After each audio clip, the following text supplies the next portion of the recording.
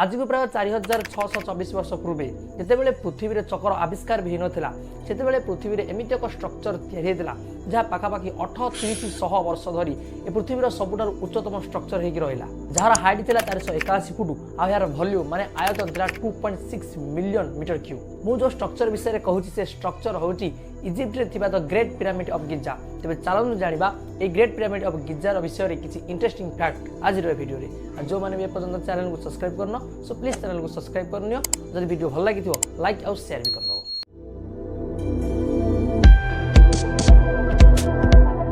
देखा गले इजिप्ट में 140 रु अधिक पिरामिड अच्छी बट ये 3टी पिरामिड सब भल कंडीशन में अच्छा आ 3टी पिरामिड को ग्रेट पिरामिड बोली कहुए आ जोटा बड़ सबुठ पिरामिड भितर से ग्रेट पिरामिड ऑफ गिजा बोली कहुए। पिरामिड को आनुमानिक 2600 बीसी या करते old kingdom of Egypt 4th dynasty राजा जहाँ को फारूक बा खुपु बोली कहुला।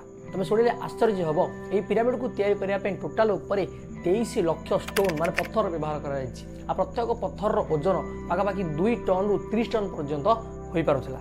एत परिमाण पत्थर व्यवहार करदी आपको छोट छोट खंड कराए तेज ये फ्रांस चारिपटे 1 मीटर उच्चर एक पाचेरी एत परिमाण पत्थर ता सहित ओजन भी बहुत अधिक ये सब पत्थर को किपरि एत उच्च पर्यंत नि जाई पारला ताहा आज पर्यंत एक रहस्य हो रही। साइंटिस्ट और आर्कियोलॉजिस्ट माने रिसर्च करुछन जे से समय रे बिना कोनोसी मेसिन सहाय्य रे 2 टन रु 30 टन ओजन थिबा एते बड़ बड़ पत्थर को आ एते भारी पत्थर को किपरि एते उच्च पर्यंत नि जाई पारुथला। पुणी रिसर्च रो या जणा पड़ी जे ए पिरामिड को कंप्लीट करिया पे टोटल ऊपर 23 वर्ष समय लागि हेले जते बड़ एरिया रे पिरामिड को तैयारी करा जायछि आ ता सहित जो ढांचा रे से समय रे पिरामिड को तैयारी करा जायथिबो जो अनुमान करा जाउछि ता अनुसार मात्र 23 वर्ष विषय में बड़ स्ट्रक्चर तैयारी करने संभवपर नाला। पिरामिड विषय में डिटेल्स रिसर्च करुवा साइंटिस्ट एवान हेडिंगटन मत अनुसार जदि वर्षर टोटाल 365 दिन जाक दिन को 10 घंटा हिसाब से हजार हजार वर्कर मिसी प्रति 2 मिनिट गोटे गोटे पत्थर ता जगह फिट करेंगे तेज जा 23 वर्ष आपको कंप्लीट करवा संभवपर हो पार। हेले तुमको कौन सप्ताह लगुच टोटाल ऊपर 365 दिन जाक कौन गोटे दिन भी काम बंद न करमती करवाटा संभवपर हो मत तो कहीं लगुना तुमको कौन लगुच कमेंट करके निहात कह। ए पिरामिड कंस्ट्रक्शन रे बहुत गुड़िए एस्ट्रोनॉमिकल बेस संधान मिली। गिजार ये 3टा पिरामिड ओरायन कन्स्टेलेशन 3टा तारा सहित पूरा सीधारे तैयारी करा जायछि। जो मैंने क्लास 8 रे साइंस टिके भलरे पढ़िथबो से माने निश्चित भाव में जानथिबो जे ये ओरायन कन्स्टेलेशन ये 3टी तारा को द हंटर स्टार मध्ये कहा जाए। ओरायन कन्स्टेलेशन ये 3टी तारा सह पिरामिड गोटे सीधारे रहिबा ए बास गोटे कोइन्सिडेंस ताहा कहबाटा ठीक हेबो नाही। तुम यदि यार थोड़ा मैप को देख से द ग्रेट पिरामिड ऑफ गिजा को देख से जो लोकेटेड अच्छी से पृथ्वीर सेंटर अटे या भी कौन आम कहीपर ये गोटे कोइन्सिडेंस ना ए प्रॉपर प्लानिंग रूप से नुहे। द ग्रेट पिरामिड ऑफ गिजा पूर्व पश्चिम उत्तर दक्षिण 4 दिग को रिप्रेजेंट करुच्ची।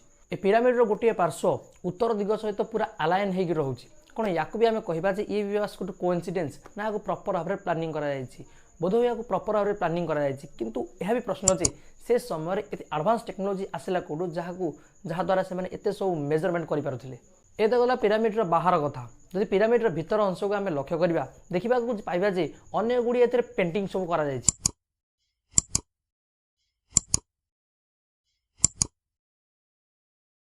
ए पेंटिंग गुड़िकर एमि सब जिनसर चित्र करा कि से समय एक्जिस्ट करुला बेले आम कल्पना करें जमीती गोटे लाइट पेंटिंग करा से समय एक्जिस्ट करवा संभवपर नुहे और लाइट को डेंडर लाइट बोली कहुए। द ग्रेट पिरामिड ऑफ गिजार तल अंश अनेक गुड़िए गुंफा और सुड़ंग सब रही जिते गुंफा और सुड़ंग गुड़िकर इन्वेस्टिगेशन करागला से बहुत आश्चर्य कथा बाहर को आसला।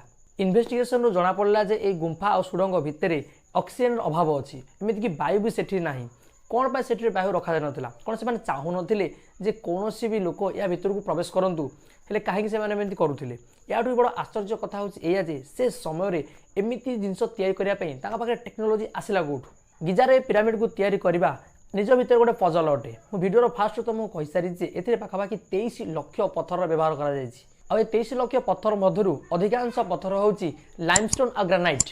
ए सबू पत्थर मिनिमम ओजन हूँ 2 टन आई 2 टन पत्थर को 500 किलोमीटर दूर ये कणा जाए। मन रखा उचित या से समय चक्र आविष्कार भी होता। ए पिरामिड बेस 5,92,000 स्क्वायर फुट अंचल यार प्रत्येक कोण को 2,18,000 स्क्वायर फुट अंचल ए पिरामिड रे 3टा कबाट थिला प्रत्येक कबाटर ओजन होउची पाखापाखि 20 टन।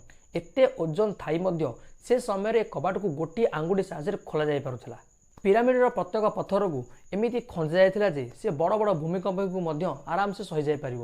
ବୋଧହୁଏ ସେଇଥିପାଇଁ ପିରାମିଡଟି ଆଜି ପର୍ଯ୍ୟନ୍ତ ମଧ୍ୟ ଠିଆ ହୋଇଛି। ଏ ପିରାମିଡର ବେସ୍ରେ କିଛି ଗ୍ୟାପ୍ ଥିଲା। ଏ ଗ୍ୟାପ୍ ରଖିବା ପଛର କାରଣ ହେଉଛି ଯେତେବେଳେ ବହୁତ ଖରା ଦ୍ୱାରା ପଥର ଗୁଡ଼ିକ ଏକ୍ସପାଣ୍ଡ କରିବ ସେତେବେଳେ ଏ ପିରାମିଡର ଯେମିତି କିଛି କ୍ଷତି ନ ହେବ ସେଥିପାଇଁ ଏ ଗ୍ୟାପ୍ ମଧ୍ୟ ରଖାଯାଇଥିଲା। ବାସ୍ ଏତିକି ନୁହେଁ, ପିରାମିଡର ଭିତରର ଟେମ୍ପରେଚର କେବେ ବି ଚେଞ୍ଜ ହେଉନଥିଲା। ବାହାରେ ଯେତେ ଖରା ହେଉ ଅବା ଯେତେ ଥଣ୍ଡା ହେଉ ଭିତର ଟେମ୍ପରେଚର ସବୁବେଳେ କନଷ୍ଟାଣ୍ଟ ରହୁଥିଲା, ଯେଉଁଟାକି 20 ଡିଗ୍ରୀ ସେଲସିୟସ୍। ପିରାମିଡର ପ୍ରତ୍ୟେକ ସାଇଡ୍କୁ 52 ଡିଗ୍ରୀ ଆଙ୍ଗେଲରେ ତିଆରି କରାଯାଇଥିଲା। ଏହାର ଅର୍ଥ ସେମାନଙ୍କୁ ମ୍ୟାଥ୍ ବହୁତ ଭଲ ଭାବରେ ଜଣାଥିଲା। ଏସବୁ ଶୁଣି ତୁମେ ଅନୁମାନ କରିପାରୁଥିବ ଯେ ସେତେବେଳେ ତାଙ୍କ ଟେକ୍ନୋଲୋଜି କେତେ ଆଡ଼ଭାନ୍ସ ଥିଲା। ସାଇନ୍ସଙ୍କ କଥା ଅନୁସାରେ ସେ ସମୟରେ ଏମିତିଆ ଟେକ୍ନୋଲୋଜି ରହିବାଟା ସମ୍ଭବପର ନଥିଲା। ସେଥିପାଇଁ କିଛି ସାଇଣ୍ଟିଷ୍ଟ ମାନେ କୁହନ୍ତି ଯେ ଏ ପିରାମିଡକୁ ଆମ ପୃଥିବୀର ଲୋକ ନୁହେଁ, ବୋଧହୁଏ ଅନ୍ୟ କେଉଁ ଗ୍ରହର ଲୋକ ଆସି ବନେଇଛନ୍ତି, ଅର୍ଥାତ୍ ଏଲିଏନ୍ ମାନେ ବନେଇଛନ୍ତି।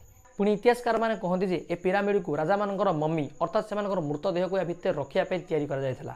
ଥରେ ଭାବି ଦେଖ, ଏତେ ସୁନ୍ଦର ଆର୍କିଟେକ୍ଚର ଆଉ ଏତେ ଆଡ଼ଭାନ୍ସ ଟେକ୍ନୋଲୋଜି ଦ୍ୱାରା ବନାଯାଇଥିବା ଏହି ପିରାମିଡ ଗୁଡ଼ିକୁ କ'ଣ କେବଳ ରାଜାଙ୍କର ସମାଧି ଅର୍ଥାତ୍ ତାଙ୍କ ଶବକୁ ରଖିବା ପାଇଁ ତିଆରି କରାଯାଇଥିଲା କି? ତା ସହିତ ଏହା ବି ଭାବିବା ଦରକାର ଯେ ସେ ସମୟରେ ଏତେ ଆଡ଼ଭାନ୍ସ ଟେକ୍ନୋଲୋଜି ଆସିଲା କେଉଁଠୁ? ଏ ବିଷୟରେ ଆମେ ଆଉ କେବେ ଡିସ୍କସ୍ କରିବା। ଆଜିର ଭିଡ଼ିଓରେ ବାସ୍ ଏତିକି। ଦେଖା ହେବା ଆଉ ଏକ ଟପିକରେ। ସେ ପର୍ଯ୍ୟନ୍ତ ମୁଁ ରହିଲି। ଧନ୍ୟବାଦ।